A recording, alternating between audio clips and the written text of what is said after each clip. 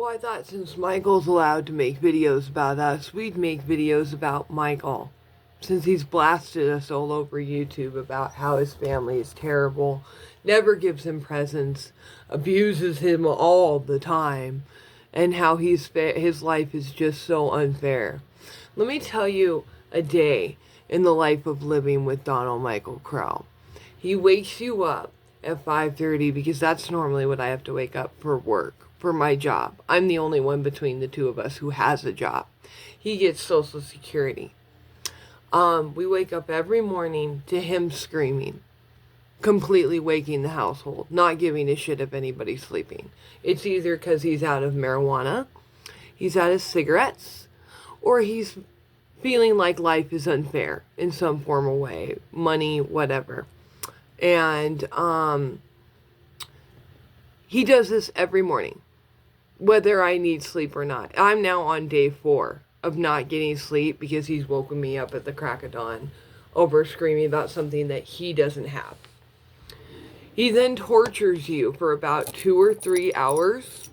It's a good 2 or 3 hours before you have a moment's of peace. He will scream through my door and tell me that I'm a bitch, I'm a slut, I have fucked all his friends, I'm a tart, I deserve to get raped again. He then calls and texts his parents repeatedly for 2 or 3 hours, telling them what shit they are. They're almost 60 and 70. By the way, they're in their mid-60s, mid-70s. They have trauma from him abusing them. And he bugs them for hours and hours until they block him or they turn their phone off. He then sits there and calms down once you give him something and reward him for his bad behavior. He then goes on YouTube and makes these little videos for you guys telling you how terrible we are, even though we constantly buy him sweets, fatty foods, fast food, aka pizza or anything, just to make him be quiet. We give him pot, we give him cigarettes, we give him money, which he blows on a scratch ticket addiction that he's had for a while. He's addicted to cigarettes. I would say he's addicted to pot, but I'm a pot user and I don't believe in addiction to pot, but I'm pretty sure that we've got a stern reliance on that as well.